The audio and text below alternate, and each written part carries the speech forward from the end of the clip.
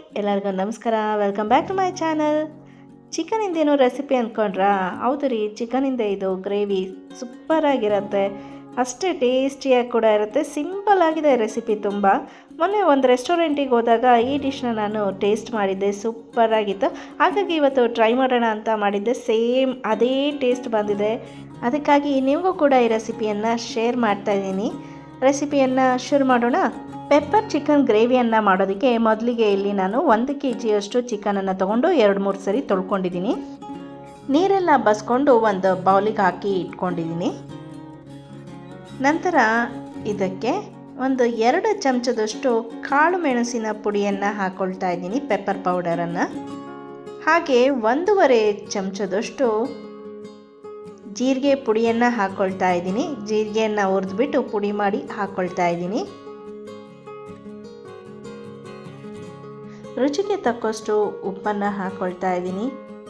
ನಂತರ ಒಂದು 2 ಚಮಚದಷ್ಟು ಶುಂಠಿ ಬೆಳ್ಳುಳ್ಳಿ ಪೇಸ್ಟನ್ನು ಹಾಕ್ಕೊಳ್ತಾ ಇದ್ದೀನಿ. ಇಲ್ಲಿ ಬೆಳ್ಳುಳ್ಳಿಯ ಪ್ರಮಾಣ ಜಾಸ್ತಿ ಇರಬೇಕು, ಶುಂಠಿಯ ಪ್ರಮಾಣ ಕಡಿಮೆ ಇರಬೇಕು. ಹಾಗೆ ಒಂದು ಸ್ವಲ್ಪ ಮೊಸರನ್ನು ಹಾಕ್ಕೊಳ್ತಾ ಇದ್ದೀನಿ. ಇದಿಷ್ಟನ್ನು ಚೆನ್ನಾಗಿ ಕಲಸಿ ಒಂದು 20 ನಿಮಿಷ ಮ್ಯಾರಿನೇಟ್ ಆಗೋದಕ್ಕೆ ಇಡಬೇಕು.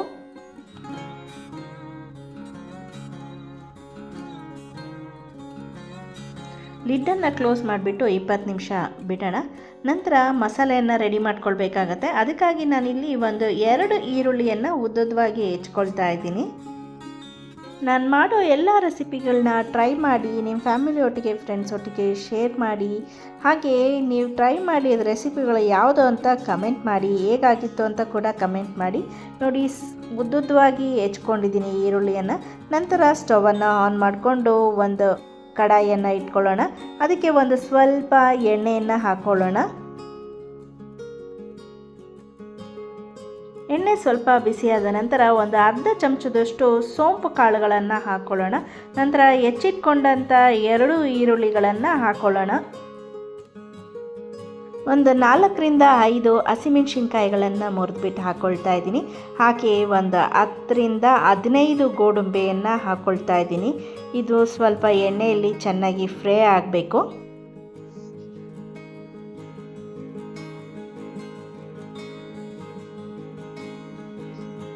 ಈರುಳ್ಳಿ ಚೆನ್ನಾಗಿ ಬೆಂದರೆ ಸಾಕು, ಕಂದು ಬಣ್ಣ ಬರೋ ಅವಶ್ಯಕತೆ ಇಲ್ಲ. ಹಾಗೆ ಒಂದು ಇಡಿಯಷ್ಟು ಕೊತ್ತಂಬರಿ ಸೊಪ್ಪನ್ನು ಹಾಕ್ಕೊಳ್ತಾ ಇದ್ದೀನಿ. ಹಾಗೆ ಅದರ ಜೊತೆಗೆ ಕೊತ್ತಂಬರಿ ಸೊಪ್ಪಿನ ದಿಂಡನ್ನು ಕೂಡ ಹಾಕ್ಕೊಳ್ತಾ ಇದ್ದೀನಿ. ಇದನ್ನು ಕೂಡ ಚೆನ್ನಾಗಿ ಫ್ರೈ ಮಾಡ್ಕೊಳ್ಳೋಣ. ಈರುಳ್ಳಿ ಬೇಗ ಮತ್ತು ಚೆನ್ನಾಗಿ ಬೇಯಬೇಕು ಅಂತ ಅಂದರೆ ಒಂದು ಸ್ವಲ್ಪ ಉಪ್ಪನ್ನು ಹಾಕ್ಕೊಳ್ಬೇಕು. ನಾನಿಲ್ಲಿ 1/4 ಟೀ ಸ್ಪೂನಷ್ಟು ಉಪ್ಪನ್ನು ಹಾಕ್ಕೊಳ್ತಾ ಇದ್ದೀನಿ.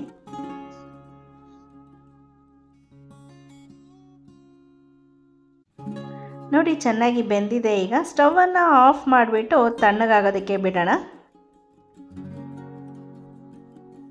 ನೋಡಿ, ಈಗ ಸಂಪೂರ್ಣವಾಗಿ ತಣ್ಣಗಾಗಿದೆ.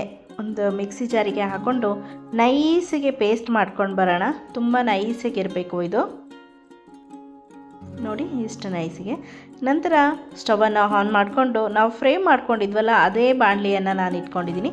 ಸ್ವಲ್ಪ ಎಣ್ಣೆಯನ್ನು ಹಾಕ್ಕೊಳ್ಳೋಣ. ಹಾಗೆ 1 ಇಲ್ಲ 2 ಚಮಚದಷ್ಟು ತುಪ್ಪವನ್ನು ಕೂಡ ನಾನಿಲ್ಲಿ ಹಾಕ್ಕೊಳ್ತಾ ಇದ್ದೀನಿ. ಸ್ವಲ್ಪ ಕಾದ ನಂತರ ಒಂದು ಅರ್ಧ ಚಮಚದಷ್ಟು ಶಾಯಿ ಜೀರವನ್ನು ಹಾಕ್ಕೊಳ್ತಾ ಇದ್ದೀನಿ. ನಂತರ ಒಂದು 4 ಚಿಕ್ಕ ಚಿಕ್ಕ ಪೀಸ್ಗಳ ಚಕ್ಕೆಯನ್ನು ಹಾಕ್ಕೊಳ್ತಾ ಇದ್ದೀನಿ. ಒಂದು 3 ಏಲಕ್ಕಿಯನ್ನು ಹಾಕ್ಕೊಳ್ತಾ ಇದ್ದೀನಿ. ಒಂದು 6ರಿಂದ 8 ಲವಂಗವನ್ನು ಹಾಕ್ಕೊಳ್ತಾ ಇದ್ದೀನಿ. ಇದನ್ನು ಸ್ವಲ್ಪ ಫ್ರೈ ಮಾಡ್ಕೊಳ್ಳೋಣ. ಘಮ ಘಮ ಅಂತ ಪರಿಮಳ ಬರ್ತಾ ಇದೆ.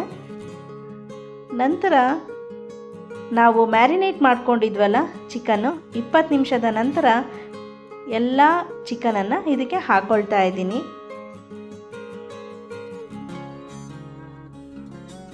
ಮ್ಯಾರಿನೇಟ್ ಮಾಡಿದ ಬೌಲಲ್ಲಿ ಇದ್ದ ಮೊಸರು ಎಲ್ಲದನ್ನು ಹಾಕ್ಕೊಳ್ತಾ ಇದ್ದೀನಿ. ನಂತರ ಒಂದು 1/4 ಚಮಚದಷ್ಟು ಅರಿಶಿಣದ ಪುಡಿಯನ್ನು ಹಾಕ್ಕೊಳ್ತಾ ಇದ್ದೀನಿ. ಸ್ವಲ್ಪ ಚೆನ್ನಾಗಿ ತಿರುಗಿಸ್ಕೊಳ್ಳೋಣ. ಐ ಫ್ಲೇಮನ್ನು ಇಟ್ಕೊಂಡು ಚೆನ್ನಾಗಿ ತಿರುಗಿಸ್ಕೊಳ್ಬೇಕಾಗತ್ತೆ.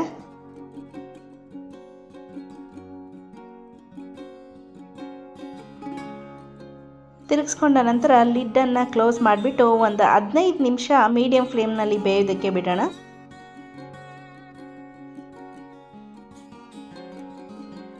ನೋಡಿ 15 ನಿಮಿಷದ ನಂತರ ಚಿಕನ್ ಎಲ್ಲ ಚೆನ್ನಾಗಿ ಬಂದಿದೆ. ನಾನು ನೀರು ಹಾಕಿಲ್ಲ, ಚಿಕನ್ನಲ್ಲಿರೋ ನೀರಿನ ಅಂಶ ಹಾಗೆ ಮೊಸರು ಇತ್ತಲ್ಲ ಅದರೊಳಗೇ ಚೆನ್ನಾಗಿ ಬೆಂದಿದೆ. ಈಗ ನಾವು ರುಬ್ಬಿಟ್ಕೊಂಡಂಥ ಮಸಾಲೆಯನ್ನು ಹಾಕೊಳ್ಳೋಣ.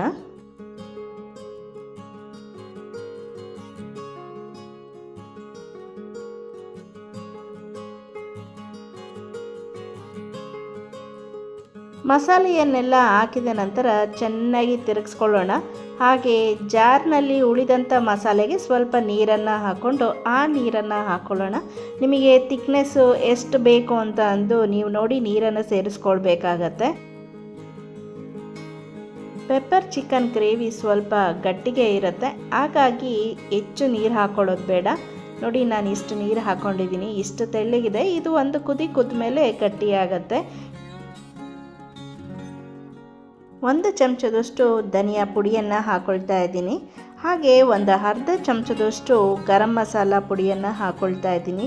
ಸ್ವಲ್ಪ ಕಸೂರಿ ಮೇಥಿಯನ್ನು ಹಾಕ್ಕೊಳ್ತಾ ಇದ್ದೀನಿ.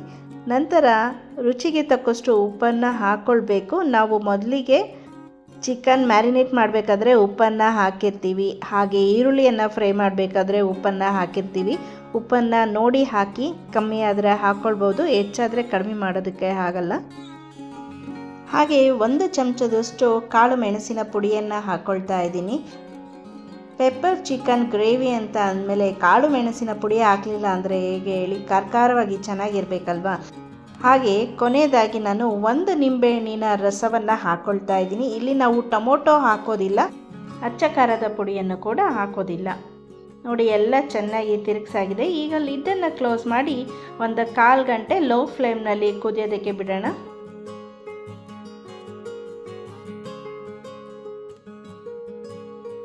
ನೋಡಿ 1/4 ಗಂಟೆಯ ನಂತರ ಪೆಪ್ಪರ್ ಚಿಕನ್ ಗ್ರೇವಿ ರೆಡಿಯಾಗಿದೆ. ಬಿಸಿ ಬಿಸಿ ಚಪಾತಿಗೆ, ಪೂರಿಗೆ, ಹಾಗೆ ಮುದ್ದೆಗೆ, ಬಿಸಿ ಅನ್ನಕ್ಕೆ ಒಳ್ಳೆ ಕಾಂಬಿನೇಷನ್ ಅಂತಲೇ ಹೇಳ್ಬೋದು.